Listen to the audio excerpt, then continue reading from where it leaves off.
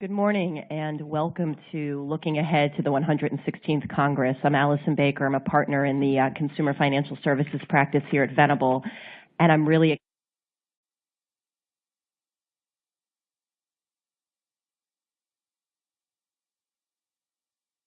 May you live in interesting times is coming true. This morning we are joined by the Honorable Mark Pryor. Senator Pryor is a partner and he's co-chair of Venable's Government Affairs practice and also co-chair of its State Attorneys General group.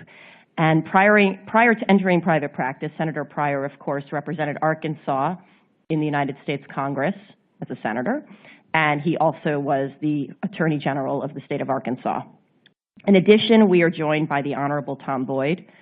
Tom is the co-chair of the Venable Government Affairs practice as well, and he, prior to entering private practice, he held several high-ranking government positions. He was appointed in 1988 by President Reagan to be an Assistant Attorney General in charge of the Office of Legislative Affairs at the Department of Justice.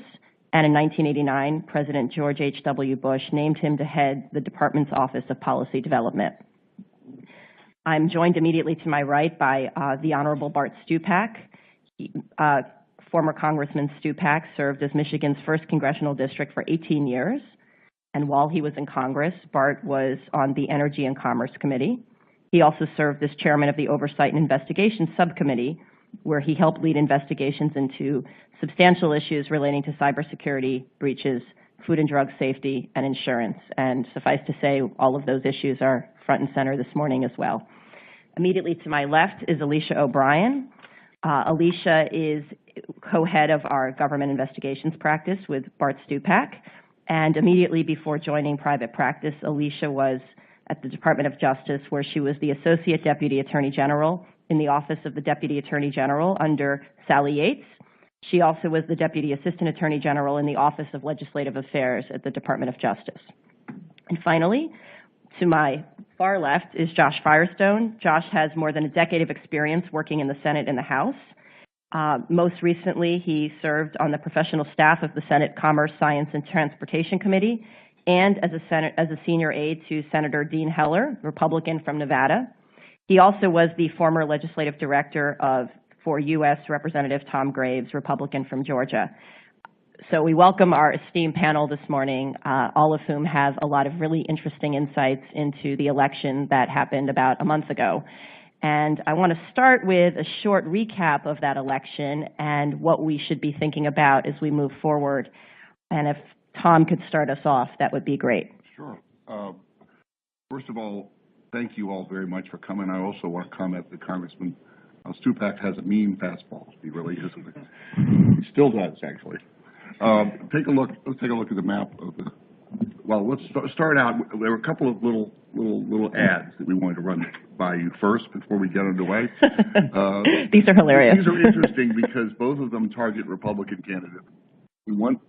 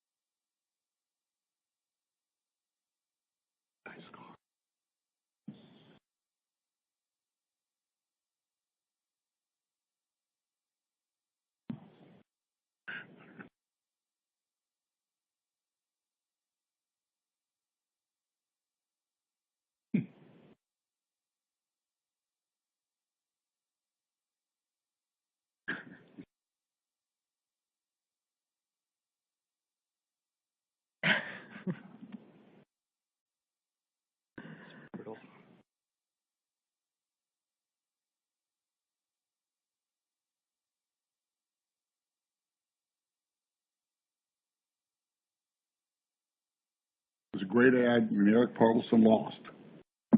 Next.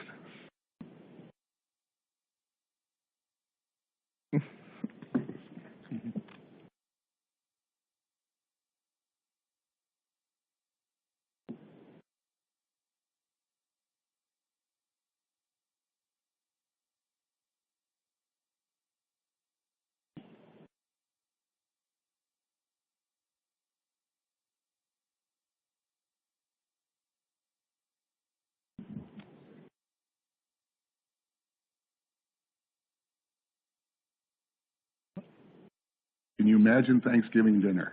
And Mr. Gosar won.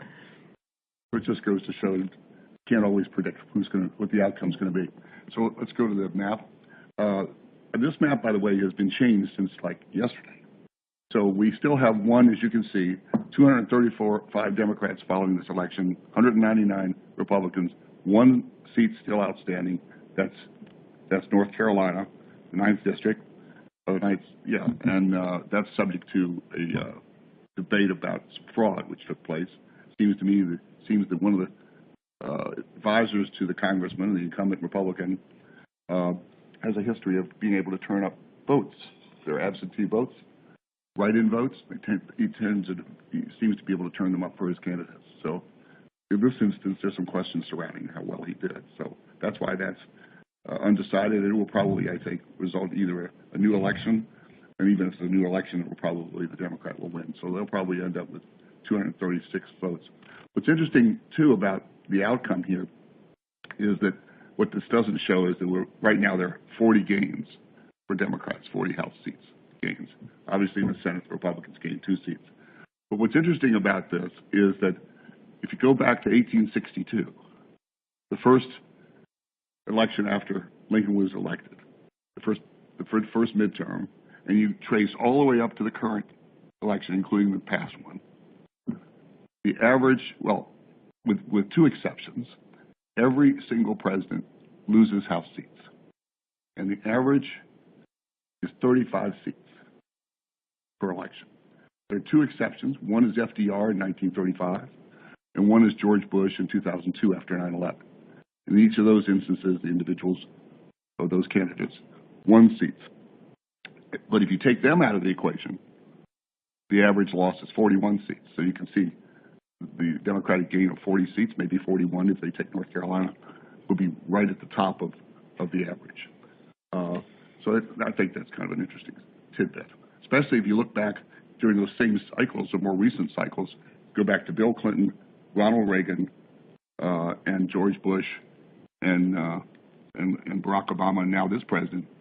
Every instance, the president, each one of those candidates had popularity or approval ratings in the mid-40s. Obama's approval rating in 2010 was 44.7, and Donald Trump's last month was 44.1. And when Ronald Reagan ran in 1982, lost 26 seats, his popularity level was 45%. And Bill Clinton's was, at the same time, was 44%. So if you're in the middle 40s and you're coming off an election win, the odds are you're not going to do well. So let me turn to Senator Pryor and to Congressman Stupak, let them give us their sense of how things look. Start with you. Thank you. Absolutely. Well, listen, thanks for being here again. And let's just keep that map up for a second if we can, Brittany. We weren't going to try to wow you guys with lots of maps and graphs and stats and all that this morning. But basically, when I look at a map like that, what I say is, 2018 was a good year for Democrats, not a great year for Democrats. Obviously, the Democrats took control of the House, but when you look at the maps and you look at all the results, what I really see, honestly, is I see that both parties are not that healthy, right? That there's these big trends, and you look at this huge red section in the middle of the state. I mean, in the middle of the country, you see the 2 coasts are largely blue. Look at the really concentrated urban areas, they're largely blue. There's been a lot of analysis after 2018 about, like, maybe the Republicans have a suburban problem and all this kind of stuff. I mean, we'll let all those people decide that. It probably really depends on where the suburbs are you're talking about. But anyway, when I just see that, I just think that, both parties really have a lot of work to do. And from my standpoint, what I see as lacking is that the parties have become more and more extreme. And I think America really wants people to be a little more in the middle. But that's not how they vote. And that's not how our system produces candidates. So anyway, I think we all have a lot of work to do on that. I'd say also, just looking at some of the results in 2018, I'd say that really right now in American politics, as we all know, everything is seen through the prism of Donald Trump. You know, whether you like President Trump, whether you don't like President Trump, whether you like his policies, you don't like his policies, what he ends up doing is he does sort of control all the sort of the dialogue and all the politics in terms of all the coverage and all that. And people are either reacting to him or supporting him or responding to him or something. But what he ends up doing is he ends up motivating both parties' bases. And I mean, we had huge turnout this year. And Democrats turned out and Republicans turned out. And that's a good thing.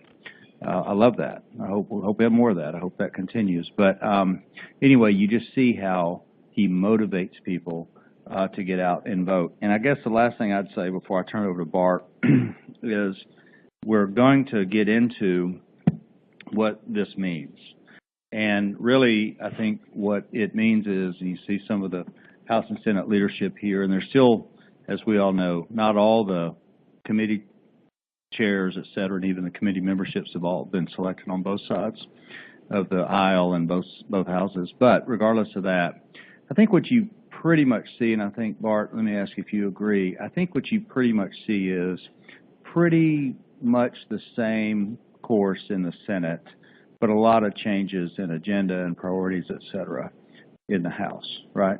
Correct. Yeah. Correct. Very much. The House, having served there for 18 years, the members are just ecstatic, to say the least. The Democrats, if you take a look at, we saw that map up there, but if you go back and just take a look at Minnesota, Wisconsin, and Pennsylvania, in those states, and Michigan, my state, Democrats took everything on statewide races, governors, secretary of states, attorney general. They just took everything. So the enthusiasm was really strong. Those are the four states that made Donald Trump president. But those 4 states all just flipped. I mean, our state board of education, no one knows who runs on the state board of education. Democrats won all the seats there. It's just crazy. So there was a wave. Maybe it doesn't show in big numbers on the House, but the House is back in control of the Democrats. And for me, and what I'm really pleased to see, all the colleagues I went in with in 1992 are either going to be a chair of a full committee or a subcommittee chair, which makes it very, very interesting for me. Makes it easier too. So when I see them, like I saw a lot of them last night at the Democrat Club, I just have to say, "Hi, Mr. Chairman," and I'm covered. With that, so it's good. So we wanted to talk a little bit about, in general, not just the map, but some of the nuances that maybe aren't captured fully in that map. And I wanted to ask you, Josh, if you can maybe give us a sense of whether or not there were any races that you were following that took you by surprise in the House and or the Senate. Yeah, it's a great question. So, to the Congressman Stupak's point, first of all, the big winner of the election might actually be Bart Stupak. You heard it here first. Yeah.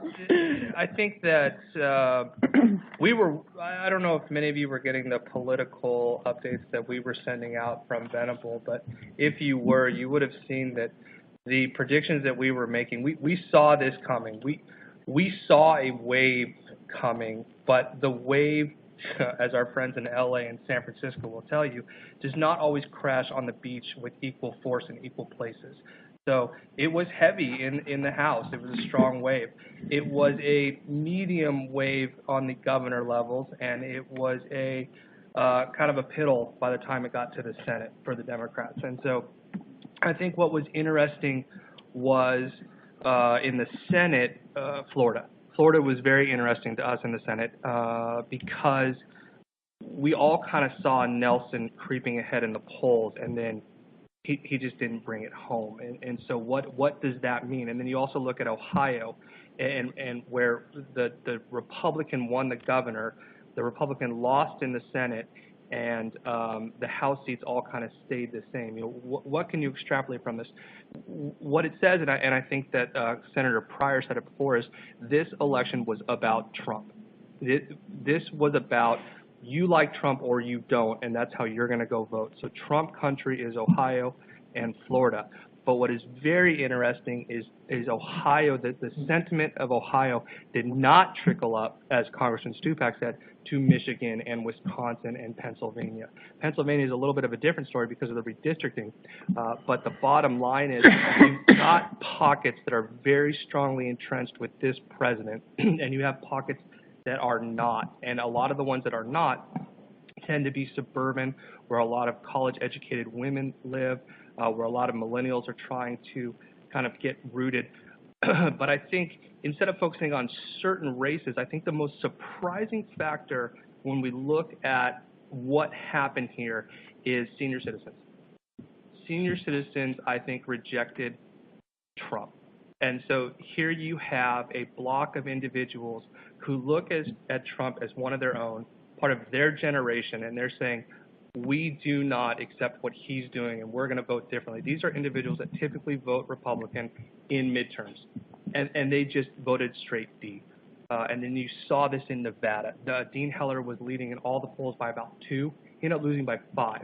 And I think when you look back at what happened there, it was 15% of senior citizens that normally give the GOP about 65% of the vote dropped down to 50-50, and that's game over. And so how the Republican Party goes from there and brings back individuals, and it's not a big number, but when you spread it out over the country in these pockets, it makes a big deal in these races. 1,000, 2,000, 10,000 votes here and there. All of a sudden, you have a 40-seat flip in the House, and you're talking about one block of voters. So instead of looking at one race or this race, I think that segment was the most surprising. And I don't know how Republicans turn that tide when President Trump is still in the Oval Office. Let me add something to that, if I could. As an example of what Josh was saying, you can look at the 2017 gubernatorial race in Virginia, which was a precursor of 2018. And Ralph Northam, the Democrat, won that race over Ed Gillespie, who was an establishment Republican candidate who had come within 20,000 votes of beating incumbent Senator Mark Warner 2 years before. He took, that is to say, Gillespie took more votes than any Republican candidate for governor in the history of the Commonwealth, and lost by 9 points, and did a poll after the election that he told me about. Didn't publicize it because he found, as a result of the poll, 45% of the electorate who voted for Ralph Northam to be governor didn't know his name. It was all about Trump.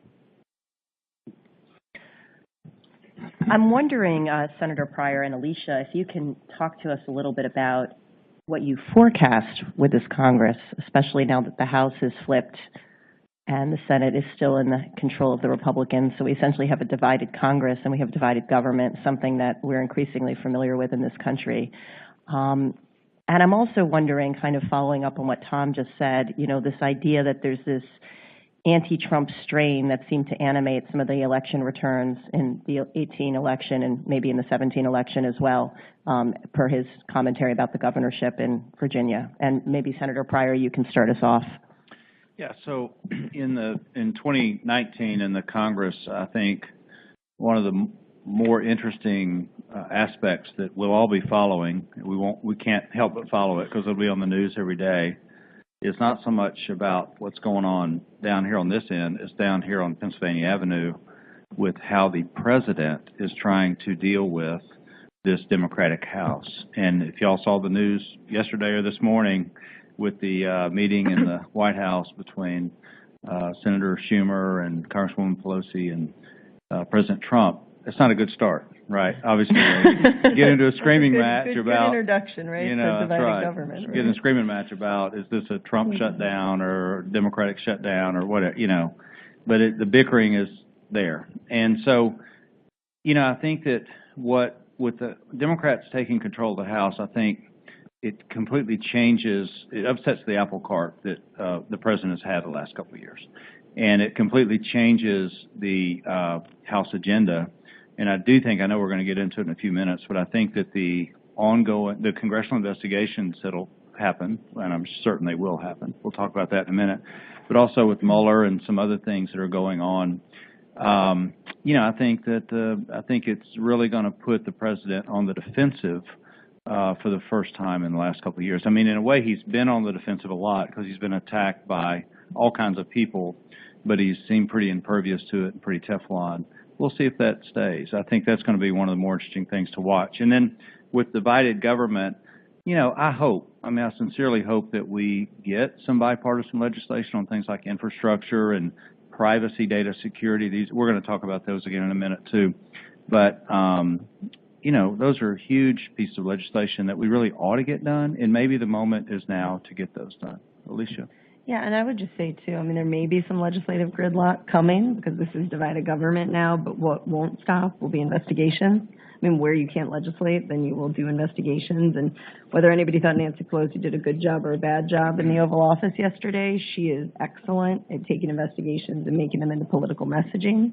So I think for every investigation, there'll be valid investigations. There'll be some things that are purely political, but she will take it and spin it. And I think that just kind of reemphasizes what we saw in the Oval Office yesterday.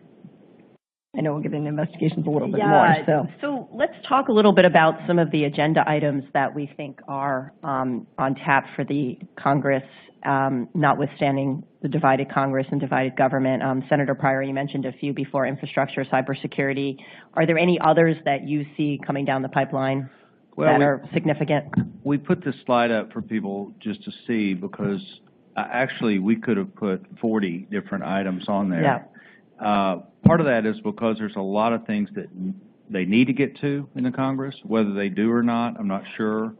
But there are definitely, these are some of the things, and I think Josh Feinstein helped on this list as well, but these are some of the things that they'll be talking about. But, you know, these are sort of big picture items, but then you have these smaller fights that will go on about the wall, about immigration, about guns, you know, and several other little issues like that. They're not little unimportant issues, but they'll take a lot of time over there.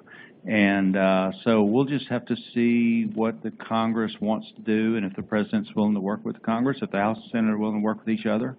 And but some of these that we listed here are definitely on the agenda. Josh, did you have something, or Bart, did you have something? Yeah, let me just jump in for a moment here on congressional investigations. As I spent 16 years on that committee, and I know the key people who are doing the investigation. Take appropriations. Last night I was with Pete Visclosky, who's the ranking appropriator and will now be chairman of Defense Appropriations.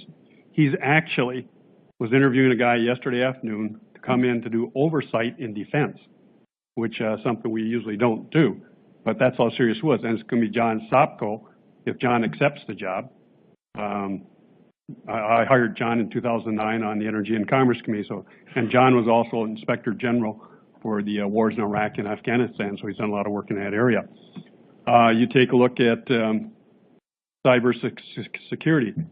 I was at dinner last night, and one side was Congressman Mike Doyle, who'd be head of telecommunications and internet on the Energy and Commerce Committee. On the other side of me was Republican Senator Jerry Moran, who's Commerce Committee in the Senate, both talking about data breaches.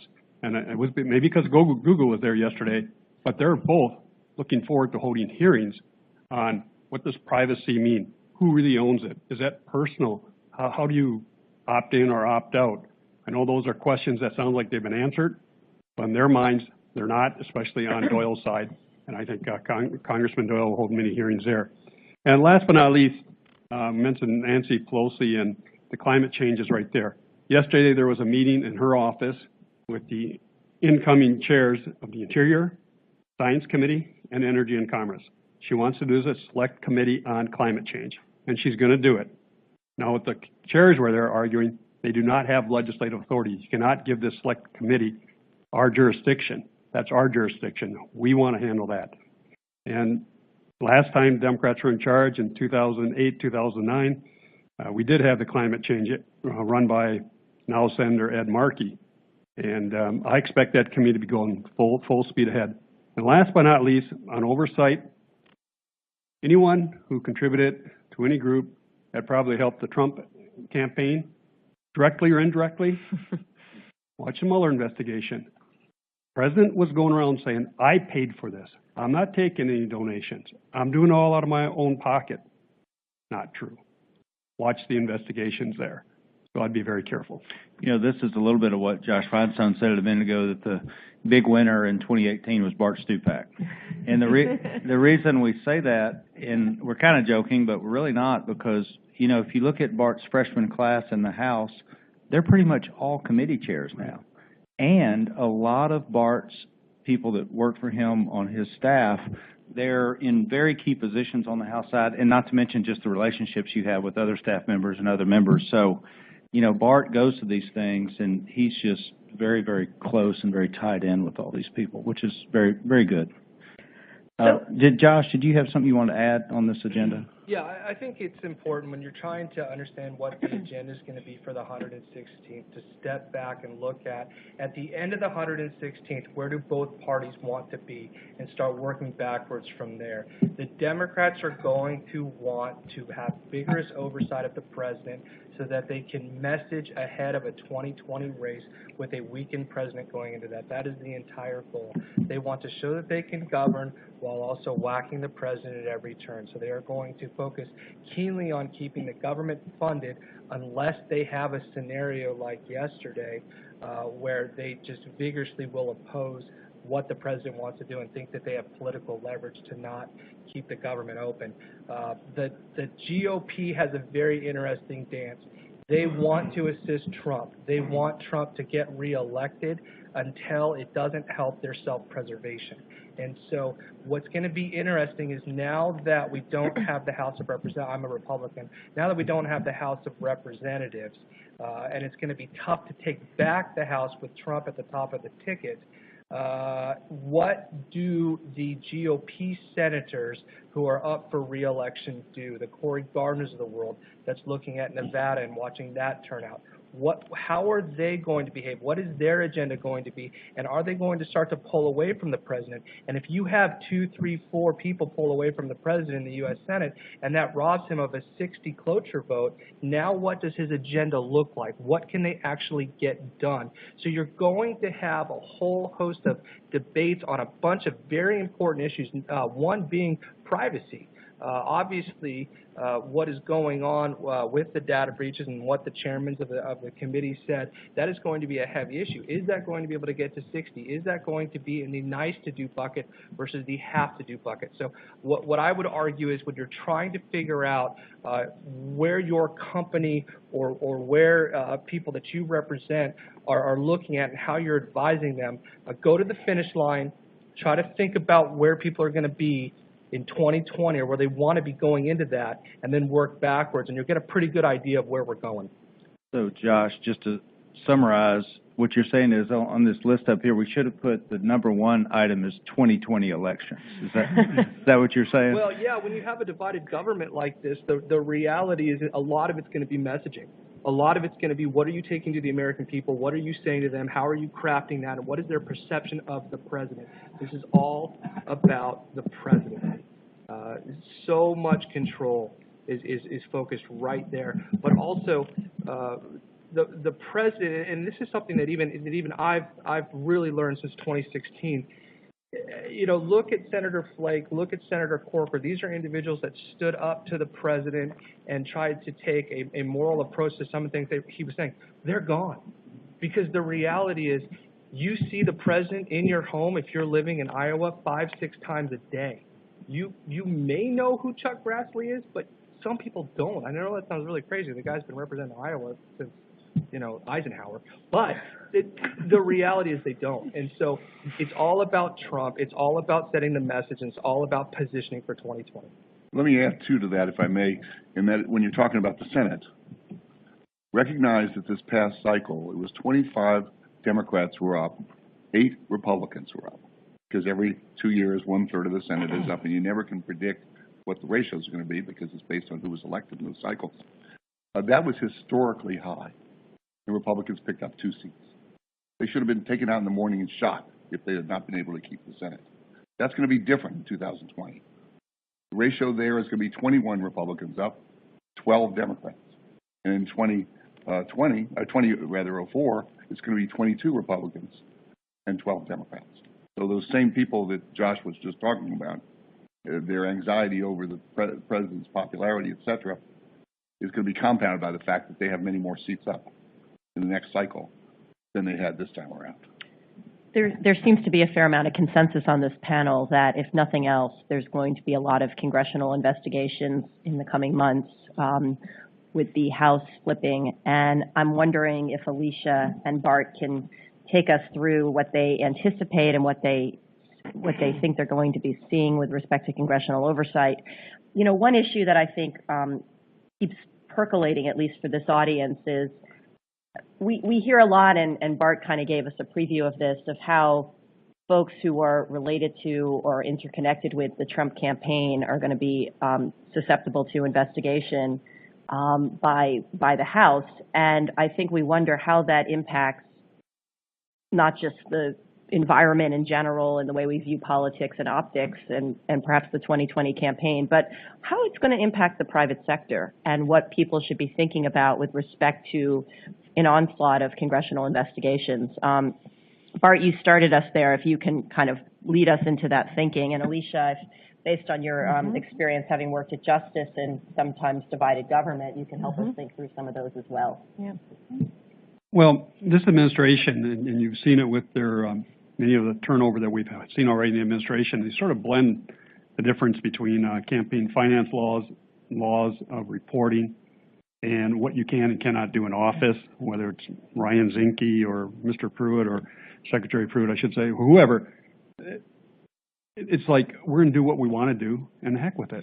And that's sort of the administration's attitude, but it doesn't work that way. And now that the gavel has switched over to the Democrats, they're going to start asking the tough questions. I hope they don't totally spend all their time doing investigations.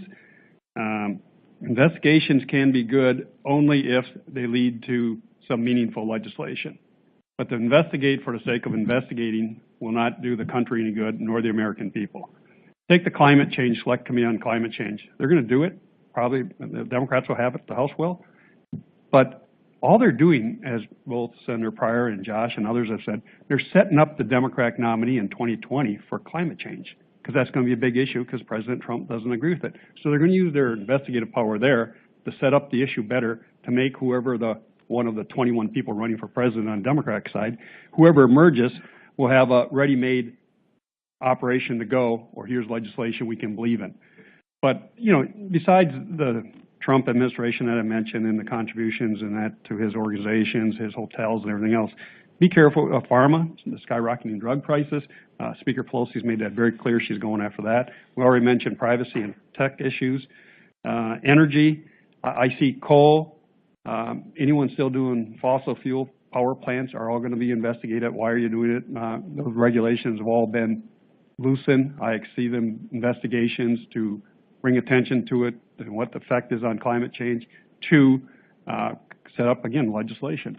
Alicia, you got some more? I'd add one more kind of near and dear to Allison's heart, too, is just financial institutions in general and the financial sector. So Maxine Waters, who will soon be the chair of House Financial Services, already sent letters and requests to Wells Fargo, Deutsche Bank, anybody with ties to the Trump administration. So not only does she want to hit a lot of banks just to see what they're doing with lending practices, discrimination, you know, issues that have kind of been near and dear to her for a long time, but she will directly go after the banks because she's not, thinks or anticipates she will not be able to get what she wants from the Trump administration. So I think that's a huge impact on the private sector.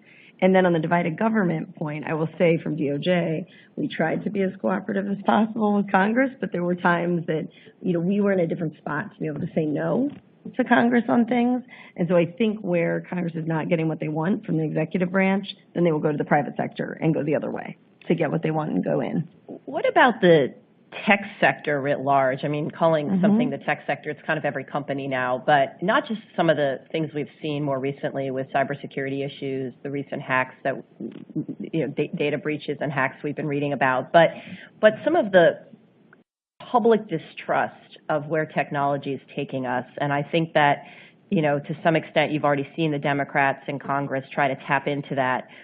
What are your thoughts on how that percolates in the next several months, Alicia? Yeah, I mean, I think just recent examples, right? So this is even, everybody can talk about the House flipping and the Democrats are going, there's a huge uptick in investigations. They're already happening. right now, right? So Google had to testify yesterday before the House. And certainly Democrats and Republicans have their own agenda there and what they wanted to ask, but there was just a general concern. Every House member on that committee has constituents asking them those questions about kind of where privacy is going and where these technologies are going. And then Facebook and Twitter, as I'm sure you all know, when they had to testify, that was on the House side and the Senate side in different committees. So there's multiple committees, both sides, bipartisan investigations. So I think that is not the first and last time we will see Google, Twitter, Facebook, and every other company you can think of up there again. Yeah. And Josh, what do you think? Well, on the tech and telecom stuff, so I was a former Energy and Commerce and Senate Commerce guy. There's kind of an ebb and flow for legislation, and where legislation starts is there needs to be a debate to have a debate. That debate's over. They are going to have a debate about the tech sector, and it's going to take a bunch of different routes, and it's going to be looking at data security, it's going to be looking at privacy, it's going to be looking at ways in which data is collected, it's going to be looking at ways in which data is kind of bought and sold, it's going to be looking at identification, it's going to be looking at authentication, it's looking at a brand new regime. I mean, you have to look at it through the paradigm of a consumer. You have a whole system of services that, because it is distributed to the consumer online via traditional models, is completely unregulated outside of common traditional laws that already exist in other facets, HIPAA, COPPA, things like that. So, for example, you've got a scenario where if you have Comcast television or you have Netflix, to the consumer at home, it's video on a screen going into my eyeballs. But the manner in which it's distributed to you, they're regulated completely different. And this is not just with video. This is across the board. So if it's distributed via the internet, there's going to have to be a discussion as to how things are handled there, because there's no laws on the books for many of these different things. So they're going to have this debate. Where does it go? How does it manifest? It was probably going to take a lot longer than it should have, but for California and what's going on in Europe, there is a backstop here of 2020 to have a discussion and try to preempt some of the things going on in California, because it's not feasible, it's not workable. And we're talking about $1 trillion industry here. So when you start thinking about the tech stuff and what's going on there, you've got a bunch of people that didn't grow up with all of these tools, that have to get educated quickly. And so it's going to be an interesting dynamic where you literally have the staff that was born in this era talking to the members and the senators, and there's going to be a gap there in understanding. And how they bridge that is really going to be, I think, central to the 116th Congress on some of these issues. But more so than anything, the debate to have the debate is over. Where they go is what I think is going to be very interesting. I would say I saw that yesterday. If anybody watched any clips from the Google hearing, I feel like there were members who weren't really sure what they were asking. Like they weren't entirely clear on the technology. But then there were times the CEO of Google could not explain it. And that is a problem both ways. And so then I think you've got kind of the average consumer, and I would put myself in that bucket saying, what is it? Like, I don't even know where I am on the debate because nobody's even explaining it. So I would say that is a first hearing of many we're going to see. Allison? Yeah, go ahead. And being an old consumer that I am, I might not understand it too well either. But the interesting point with this Congress coming in, the average age is going to drop from 57. The new one is going to be 47. Wow. They understand the internet. They buy all their stuff. I don't think I ever bought anything off my smartphone yet. But they know how to do all that stuff. But they want to know about it. And they will ask better questions because they're born with it. They're not scared of it. And it'll be very, very interesting. Allison, let me just add that just for the audience, and I think we covered this, but just to be clear, when Bart was in the House, he was on the best, most thorough investigation committee in the House, and it was very key player on that for years and years. And then when I was in the Senate, I was on the Senate's Permanent Subcommittee on Investigations. And so one of the things that Bart and I talk about, and Alicia as well, when we meet with clients about investigations, is we have sort of a kind of a little checklist we kind of go through to make sure they understand what they're getting themselves into. But one of the things we talk about with them is we talk about how there are really different kinds of investigations and different aspects to investigations. And Josh was kind of touching on this a minute ago. You know, one type of investigation is legislative, where they're really trying to sort out what the best policy is. They're doing legitimate kind of good government work here, where they're, working hard to try to figure it out, or they're trying to solve a problem somewhere. And sometimes those can get a little political and, kind of drama sometimes, but nonetheless, that's one. Another one is just basic oversight. Just Congress, by the Constitution, should be doing oversight. A lot of times those are investigations. A lot of times the oversight, sometimes they're hearings and sometimes they're not. Sometimes it's just Congress looking at something and talking to people behind the scenes. And another type of investigation is investigative, where they really are investigating something specific. And these can be pretty political. They don't have to be, but they can be. And certainly we've heard some noise coming out of the House Democratic side about different things relating to President Trump they want to investigate. Some of those clearly have political agenda, but the truth is some of that's kind of good government. Some of that stuff that maybe we should have been looking at the last couple of years too. And then the fourth one is just the confirmation process. And those sometimes can amount to investigations, and looks like we're gonna have some vacancies in the cabinet and a few other positions. We're gonna see some of that in 2019 and 2020. Yeah, a good example of the legislative type investigations you speak about was when we did all the hearings for healthcare on rescissions of contracts, of health insurance contracts. That was all geared towards the Affordable Care Act, and same with food safety, the Food Safety Modernization Act. We did many hearings on food safety. The oversight that you speak of, that's where I see Chairman Pete Bisklaski on defense appropriations actually doing oversight. Right. He doesn't have a target, but he wants to see how the money has been spent. We spend so much money in defense, and no one's been looking at it, see if it's worth its weight in gold. And if John Sopko does go to that oversight committee role in appropriations, that's what he was doing in Afghanistan and Iraq and how the money was spent. So that's oversight, and I think that's good. On the political end, you might as well call pharma in that one. That's going to be a political hearings, and they will go after, whether it's the EpiPen or whatever it might be, the cost. If you increase the cost of drugs, probably more than 10%, expect to be called before Congress. And, why don't you want to be called before Congress, especially on those so-called political investigations? Because it can destroy a company in no time when they get your emails, and they're rather embarrassing. Right. So. And I'd say on the pharma note, Elijah Cummings, who will soon be the chair of, the House Oversight and Government Reform Committee, he's said no uncertain terms. He's had an investigation going on for 2 years on skyrocketing drug prices, what he calls it, and he's, I would say, disappointed in the responses he's gotten as the ranking member, and he will soon be the chair. So, he's sitting on subpoenas that are ready to go and has said repeatedly that that is one of his top issues. And then he's got the support of Pelosi as well on that, who's had meetings with pharma and told them it's coming. So this is one that's not a secret. We don't have to, anticipate over here. It is coming.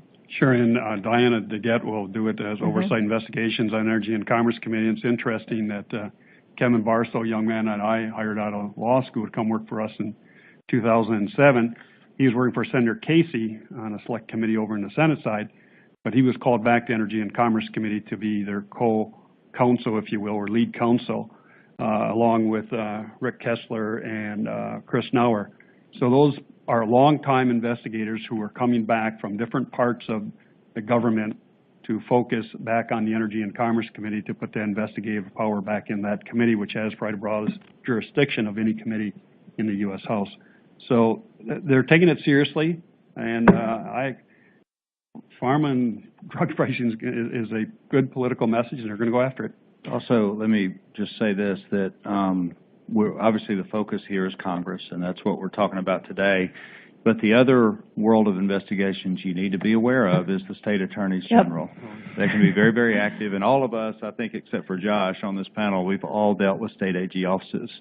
And they can be very disruptive as well, and they can be fraught with all kinds of dangers for clients as well. So anyway, we can talk about that if we want to. Yeah, I would add that they have liked being particularly active these last 2 years. It's been effective for them too, politically speaking. I don't think they want to stop just because the Democrats have the House now, or they think Congress is going to up, their game in investigations. I think they like where they've landed. Well, the Democrats on the AG side, they picked up seats as well. Was it 6 seats around the country? So they're now in the majority. They were in the minority on that. That didn't matter that much, but nonetheless, the majority of them come January will be Democrats. And I wonder how the 2018 results maybe even give the Democratic attorneys general, who've been particularly active since Trump was elected, if it kind of confirms their worldview and maybe animates even more what they've been up to. They've been pretty busy. Well, they've been rewarded at the ballot box in 2018. So I think you'll see more of that as we go into 2020. Well, and as you talk about data and privacy, California, the California Consumer Protection Act, the AG is the lead person there. They're already doing the meetings. What they do in California, since that's the first law on consumer protection and dealing with data and breaches, is going to be followed throughout the country. Illinois has it. Help me out. Yep. Massachusetts has one. Oregon, Washington, New Jersey. Vermont, Connecticut. So what Javier Becerra, a friend of mine who came in with me in '92, does in California, everyone's going to be doing across this country. He'll be the lead, and it can affect everything you say and do. Yeah, and while I'm not an AG guy, I can tell you why people should sit up and pay attention to what's going on in the states is you're just having a basement, and then someone else comes through with a lower basement, and with a lower basement and a lower basement. It's going to take federal preemption to reset that floor. And so California's brought it down to here. What's stopping Massachusetts from doing something a little differently? But actually the floor now goes to here, followed by Connecticut, followed by Illinois, followed by New York. All of a sudden, you've got companies that have to go way further south than probably what California did, unless there is some sort of federal law that resets that floor. So I want to take the remaining minutes that our panelists have to ask each of them to give us a quick sense of where they think the world is going and what the single most important thing they're paying attention to is in light of how the 116th Congress is now comprised. And I'm going to start with Senator Pryor. And then after that, we're going to open up our panel for some questions from our audience. Well, maybe where I hope the world is going and where it is going may be two different things. But I certainly hope that with the divided Congress, we would see more bipartisanship. I think there's opportunities all over the place on Capitol Hill to find common ground on many, many different issues. And I would hope that the president, who has written books about the art of the deal and, how to be such a great deal maker and all that, I would hope that he might see this as an opportunity to do that. Right now, based on track record the last couple of years, I'm concerned that we won't see that either in the Capitol or in 1600 Pennsylvania Avenue, but certainly I hope that's where we're going. But I'm afraid where we're going is just more and more partisanship and a continued breakdown of the process. Tom, if you want to go next, please. Well, I can't disagree with that. I think that obviously it takes two sides to decide how to compromise, but this president has not demonstrated a very good aptitude for being able to reach out to the other side, as we saw a little represented yesterday in the Oval Office. But there are plenty of opportunities to have compromise, and I think there's a recognition on Capitol Hill that the voters this past November wanted to elect people who would come to Washington and do something. Because the Congress has been inept, frankly, for years. No offense to my colleagues on either side here, but it's been inept for a long period of time, and I think the public recognizes that. And they want Congress to do something. So I would hope something gets done that's good for the country and good for the people. When you're talking about being inept, obviously you're talking about the Senate. My message since the election is the Democrats, tone down your enthusiasm. Legislate with a purpose. Yeah. Speaker Pelosi, do not make us take a vote on climate change like you did in 2009 after the Democratic-controlled Senate said we're not going to take it up, but yet Speaker Pelosi made us all walk the plank and vote on climate change, which was a bad vote for all of us. It passed by one vote. I ended up voting for it after I tried to do something for the mining institute, I should say. But be cautious. I'm glad they're back in power, but be sober with your power and be judicious on how you use it. That's my advice then. Alicia. Yeah, I'd add on to cautious to say be coordinated. So I think that's a big task for Nancy Pelosi to keep all the committees in line too and make sure, I'm with Mark as well on doing real investigations and finding bipartisan issues, but that will take a great deal of coordination to keep the Democratic Party in line and the committees in line. But drug pricing, which we've talked about a bunch, that's a great one. The president actually seems to be aligned with Nancy Pelosi on this and with the Democrats. So that's a great issue that we should all care about, and it is a problem in this country. So I see a huge opportunity there if it's not sponsored. Josh? Yeah, I think what keeps me up at night for my clients is divided government leads to horse trading. And I think that companies need to have a sober assessment of their policies and identify exactly who their champions are. And when that room gets whittled down to 3 or 4 principles, is your issue on the table to be negotiated away? And if it is, today, you need to start working to identify that and isolate it and take it off the table. Because you are going to have a moment where a House chairman has a whole set of issues that they want, and a Senate chairman has a whole set of issues that they want in a bigger bill. And if your issue is something that gets traded away for the good of the bigger bill, you're not changing that. They are going to move forward with the bigger bill, and your parochial issue just got traded away. Take the time now and assess what your top priorities are and ensure that they cannot be traded away. And if they can be traded away, work today to fix that situation. I want to open up our audience to questions if you have any. And I think we have a microphone over there. Is that right, Brittany? So if you have a question, please. Looks like this woman in the first row has a question. 3 questions, but I won't take 3 questions. My name is Bernice McIntyre. I work with WGL Holdings Company. And I have one question, and it's really for Senator Pryor. You talked about bringing back the moderate sort of climate, and no one mentioned Mitt Romney and his election, and if that kind of what his influence will be, if any, in the Senate side. And I know I asked a Democrat that question, but I would be interested in the answer to that. And a couple of other questions. It seems as if the Democratic Party is really taking a very sort of drastic position on what used to be seen as the savior in the energy market, that is green gas, or the role of gas. And I'd like to ask whether you see that as something that's going to come up in the legislative arena. Thank Sure. you. Let me go ahead and jump on the Mitt Romney point, and that is, I agree with you. I think Mitt Romney could become a major player in the Senate. You know, obviously there's seniority and there's, you know, roles and titles and positions on committees and various things, but still, I think he comes in with a lot of gravitas, which means he'll, you know, sort of jump ahead on that, and he'll be more important than his tenure there would otherwise dictate. But the thing I think I like about Mitt is he's an adult, and I think he's a stabilizing influence, and certainly I hope he is. I also think that he's not, in my view, unless it's changed, he's not aligned with President Trump, really. He's not considered a Trump guy, right? Right. And also, Tom and I were talking last week when we were watching George H.W. Bush's services, plural.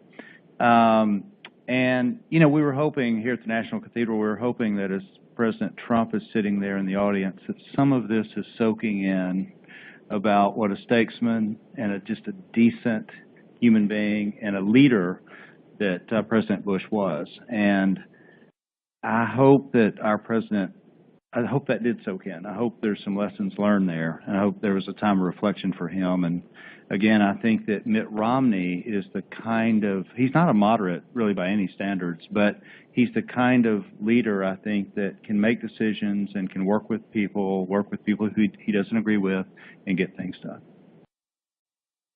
On the gas, I see Democrats looking at it this way. Liquid natural gas, those facilities they want to build, I would see the House investigating that and going after that and saying, we don't need that, especially with Pallone as the chairman from New Jersey. He's always been opposed with it, along with Ed Markey in the Senate. I also see the federal lands being closed off more to oil and gas explorations. I also see the pipelines now having closer scrutiny on where they're going. And those are 3 areas right there on gas where I really see the Democrats are going to take charge of that. And energy is probably going to be, Bobby Rush is probably going to be the chairman of energy subcommittee in the Energy and Commerce Committee. Are there any other questions for our panelists? Yes, the man in the front row right there. Hello. A couple of related questions, I think. One, I'm Greg Netto. I have a company called Infrastructure Ventures, so you can guess where my focus will be. But I served in the Obama administration at the end as Federal Highway Administrator. And we, as everyone knows, spent a good deal of time on administrative procedures and rulemaking, given the situation with the Republican Congress at the time. Obviously, there's been an intense focus in the Trump administration on regulatory reform, as they call it. So how do you see that playing a role in the next 2 years? I assume it's going to intensify even more, but the extent to which this new dynamic in the House can in some way provide a counter to that is one question. And then on infrastructure, we've got obviously a new situation on T&I with an with EPW having, sort of responsible for overseeing an issue that everyone believes has bipartisan support. It just can't seem to do anything but on sort of an installment payment every fiscal year. So any sense of what you see coming with this dynamic, any impact on the scheduled reauthorization in 2020 and what they may or may not do with respect to the policy side of the Surface Transportation Act? Thank you. Transportation, that's probably the easiest one to take of your two questions there. On transportation, you have to have a pay for. And I just don't see the Democrats adding on to the deficit, which is now, what, 21 trillion or whatever it is. So I would expect them to do something like a 5-cent gas. Remember 93 we did on the deficit reduction package. We actually put a tax in there on gasoline. And when the deficit got better, we rolled it back. One of the few times Congress ever kept their word, we actually rolled it back. And so I would see them doing something like that. They have to have a pay for. How do we pay for this massive infrastructure? There's a lot of discussion about private partnership, private-public partnership. That's real nice, but that's not going to work. You're going to find the government's going to pay for it. And there's great plans, but you got to have pay for it. That's the hard part. David Price will probably be the chairman of the Appropriations Subcommittee on transportation, on the appropriations, and very practical, very smart guy. I think he'll come up with a solution on how to pay for it. On the regulations, climate change and the Energy and Commerce Committee are going to point out every regulation that was repealed for coal or gas or anything and say, see how it affected you. And this will be part of their investigations, part of their hearings. By rolling back this regulation, we have more of this going on, we have more of that going on. And they're going to try to show the value of regulations. And not just in energy and not just in climate change, but on everything. Josh, did you want to? I was going to say, so when we were focused on the Trump administration and when they were first going in, anyone who was working with them, they would be very quick to tell you that their year 1 and year 2 plan was extensive rollback of regulations, not because they may or may not have disagreed with each individual regulation. They saw it as taking off the shield that's blocking the economic engine. They believe that the barrier between the government, the economy becoming unleashed were these regulations. So they're going to fight back on anything that gets pushed on at the Democratic Congress with look at the incentives. So to the Congressman's point, it will be a push-pull. Now, keep in mind, the House of Representatives can pass any bill that they want. They're dead on arrival in the Senate. They're certainly not going to get passed. So the idea that you're going to be able to roll back anything through a CRA is complete a fable. It's not going to happen. It's all about messaging. It's all about prepping to the Congressman's point of here is the cost benefit, not just in money, but in societal, environmental, morality terms. And they're going to try to win the argument there versus the Trump administration says, yeah, but it's costing you 5 cents more per gallon. So who's going to win? I don't know. Both sides probably like their field that they're going to play on, but don't look for regulatory rollbacks. It's just not going to happen, but there will be a lot of discussion about it. Are there other questions? It looks like the man in the middle.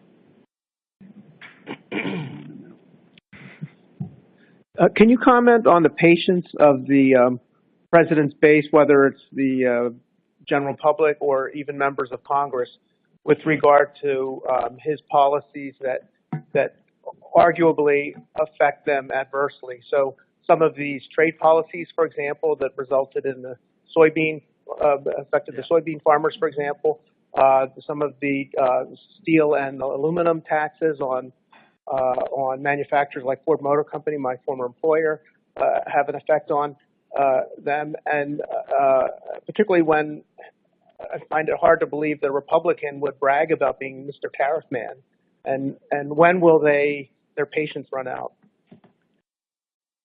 Who wants to Yeah, take that? I think and Josh might want to help on this, but on the House side, I was surprised more Republicans did not push back on the president's tariffs and everything else, but they can't. They are so scared to death of getting primaried, and they're up every 2 years, and if I'm the incumbent and Trump puts up a Trumpy, as we would call him, candidate, I'm probably toast. So they had to make nice with the president. The Senate was a little different, but as Josh pointed out earlier, Corker and Flake and some of the others who stood up, they're not there anymore. So he's got a heck of a grip on 30 to 35%, depending on where you are in this country. My old district, he's probably got a 60% grip on that area. So if the current congressman from the Upper Peninsula does not play ball, Trump will put up a candidate against him. He's probably gone. I think they're making their decisions, or their opposition to the president is based upon political fear, not on policy.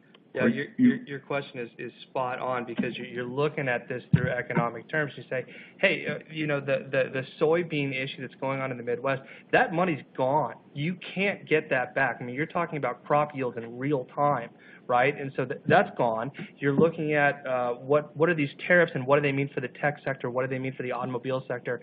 You're talking about real jobs here. 33 to 35% are ride and die with this president. It does not matter. They sent him here for a specific reason, to shake things up, because they didn't like the way it's been going for the last 30 years, and the last 2 years isn't going to change that. Well, I would probably... Hold on 1 second. Maybe when we get to the presidential elections, they'll find a different choice and they decide to go in a different place, and that could very well happen. But the reality is, you have a ton of people. Your question was, why aren't people turning against the president in some of these states? It's because they love the guy. Whether or not that makes sense to you and I is irrelevant. They love the guy. They're not going anywhere. It's the same way with how a lot of people are when it's a Democrat president. Regardless of what he does, they're not following the day-to-day minutia of the policies.